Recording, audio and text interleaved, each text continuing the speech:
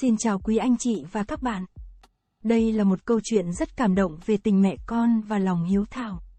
Trong câu chuyện này, mẹ của Lê Dũng đã hy sinh tất cả để đến thăm con trai trong tù, vượt qua mọi khó khăn và gian nan của cuộc sống.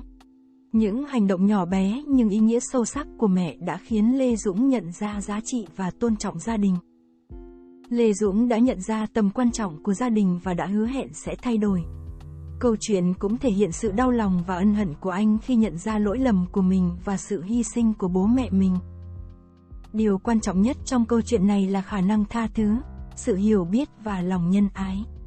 Câu chuyện cũng nhấn mạnh về tầm quan trọng của việc bảo tồn mối quan hệ gia đình và đối xử với nhau với lòng hiếu thảo và tôn trọng. Đây thực sự là một câu chuyện sâu sắc về tình mẫu tử và ý nghĩa của việc tha thứ và đồng cảm. Sau đây xin mời quý anh chị và các bạn cùng lắng nghe câu chuyện nhé. Món quà đặc biệt của một người mẹ đánh thức cả trại tù. Lê Dũng đã bị tống giam 1 năm vì tội cướp giật. Kể từ khi vào tù, Lê Dũng không nhận được bất kỳ sự thăm viếng nào. Nhìn những phạm nhân khác đôi khi được thăm và nhận đồ ăn ngon từ gia đình, Lê Dũng cảm thấy khao khát không phải là thức ăn, mà là gia đình mà anh nhớ thương. Sau khi gửi đi nhiều lá thư mà không có bất kỳ phản hồi nào, Lê Dũng hiểu rằng cha mẹ đã bỏ rơi anh. Chìm đắm trong đau khổ và tuyệt vọng, anh viết thêm một lá thư khác, đe dọa rằng nếu cha mẹ không đến thăm, anh sẽ bị mất mãi mãi. Đó không phải là lời đe dọa trống rỗng, những phạm nhân có lịch sử tái phạm đã cố gắng thuyết phục anh vượt ngục. Tuy nhiên, Lê Dũng vẫn kiên định. Bây giờ, khi cha mẹ không còn nhân từ hay quan tâm, còn gì để anh lo lắng. Trong một ngày lạnh buốt đó, khi đang bàn bạc kế hoạch vượt ngục với một số đại ca đầu trọc, có người gọi Lê Dũng, có người đến thăm. Đó là ai nhỉ? Bước vào phòng thăm tù nhân, Lê Dũng ngỡ ngàng đó là mẹ anh. 1 năm xa cách đã làm mẹ thay đổi nhiều đến mức con trai mẹ gần như không nhận ra. Mặc dù chỉ mới ở tuổi ngoài 50, mái tóc của mẹ giờ đã bạc phơ, lưng mẹ cong như một con tôm nhỏ, hình dáng mảnh mai trong bộ quần áo rách rưới. Đôi chân mẹ trần bần và ướt máu, bên cạnh mẹ là 2 chiếc bao tải cũ. Mẹ và con đứng đối diện nhau, nhìn nhau, trước khi Lê Dũng kịp nói, nước mắt đã trào ra từ đôi mắt ảm đạm của mẹ. Lau khô nước mắt, mẹ nói, con à, mẹ đã nhận được những lá thư của con. Đừng trách cha mẹ vô tâm, thực sự là chúng mẹ không có thời gian để đến. Cha con lại mắc bệnh, mẹ phải chăm sóc cha con, chặng đường lại xa và gian nan. Lúc đó, một người bảo vệ mang đến một bát mì trứng hấp cho mẹ Lê Dũng, khuyến khích mẹ ăn trước khi tiếp tục cuộc trò chuyện của họ. Mẹ Lê Dũng vội đứng dậy, lau tay trên áo, nói, không thể như vậy được. Người bảo vệ đặt bát mì trong tay mẹ Lê Dũng, cười, nói, mẹ của cháu cũng gần bằng tuổi bà, mẹ ăn một bát mì trứng của con trai không được sao? Mẹ Lê Dũng không nói thêm gì, cúi đầu ăn một cách sâu lắng như thể cô chưa từng được miếng cơm vào bụng từ bao giờ. Khi mẹ ăn xong, Lê Dũng nhìn xuống đôi chân sưng đỏ, nứt nẻ và đầy máu của mẹ, đầy thương xót hỏi, mẹ, chân mẹ sao thế? Giày của mẹ đâu rồi? Trước khi mẹ kịp trả lời, người bảo vệ liền chen vào, vì mẹ đi bộ nên mới thế, giày của mẹ đã bị rách từ trước rồi. Đi bộ à? Từ nhà đến đây mất 300-400 dặm, hơn nữa, đoạn đường qua núi rất dài. Lê Dũng từ từ cúi xuống, nhẹ nhàng xoa bóp đôi chân của mẹ, mẹ ơi, tại sao mẹ không bắt xe tới? Sao mẹ không mua giày mới? Mẹ vội thu chân vào, nói, làm gì cần phải bắt xe, đi bộ cũng được mà. Mẹ thở dài, năm nay lợn bị dịch, mấy con lợn ở nhà đều chết hết, vụ mùa năm nay cũng kém, còn cha con, đi khám bệnh, uống bao nhiêu tiền? Cha con mà khỏe thì cha mẹ đã đến thăm con từ lâu rồi, đừng trách cha mẹ con nhé.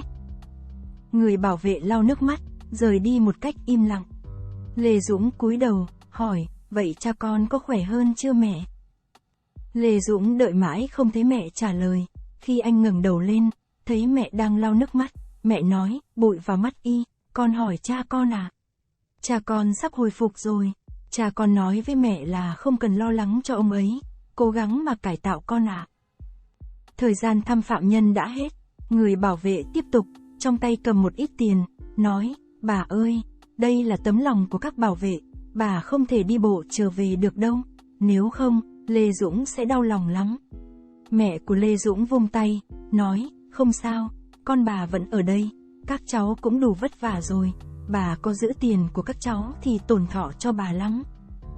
Người bảo vệ run run, nói, phận làm con đã không cho cha mẹ được hưởng phúc, lại bắt cha mẹ già cả phải lo lắng, để mẹ đi bộ hàng trăm dặm đến đây, nếu lại để mẹ đi bộ trở về, thì thử hỏi người con này còn là người nữa không? Lê Dũng không thể nói gì, hét lên như muốn xé lòng, mẹ. Sau đó không nói thêm gì, bên ngoài phòng thăm phạm nhân là tiếng khóc thảm thiết vang đến tận trời xanh. Chính lúc đó, một người quản giáo bước vào, cố ý chuyển chủ đề, đừng khóc nữa, việc mẹ đến thăm con trai là niềm vui, cũng nên cười mới đúng, để tôi xem mẹ mang đồ gì ngon đến. Vừa nói, người quản giáo vừa lật tung chiếc bao tải. Mẹ của Lê Dũng không kịp ngăn lại, mọi thứ rơi ra, tất cả mọi người có mặt đều im lặng. Bao tải thứ nhất đầy bánh bao, tất cả đã nứt vỡ và cứng như đá. Không cần nói, mọi người cũng biết đây là những thứ dư thừa từ việc mẹ Lê Dũng đi ăn xin trên đường phố. Mẹ Lê Dũng, xấu hổ, nắm chặt góc áo, nói, con ơi, đừng trách mẹ đã làm như vậy, thực sự là ở nhà không còn gì để mang đi được nữa. Lê Dũng dường như không nghe thấy gì, chỉ nhìn chăm chú vào chiếc bao tải thứ hai, đó là một hộp tro cốt. Lê Dũng đứng đó, trọng người, hỏi, mẹ, cái này là gì vậy? Mẹ Lê Dũng hoang mang, hoảng sợ, giơ tay ôm chặt lấy chiếc hộp, không có gì đâu con. Lê Dũng giật mình như một kẻ điên, toàn thân run lên, mẹ, cái này là cái gì? Mẹ Lê Dũng ngồi xuống như người mất hết sức lực, mái tóc bạc lay động nhẹ nhàng.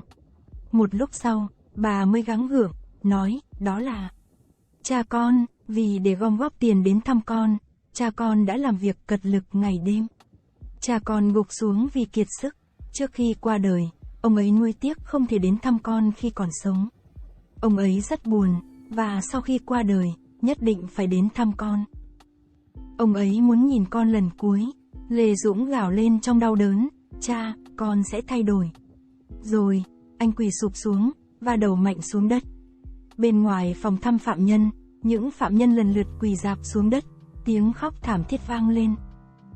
Xin cảm ơn chân thành đến anh, chị và các bạn đã dành thời gian lắng nghe câu chuyện của chúng tôi.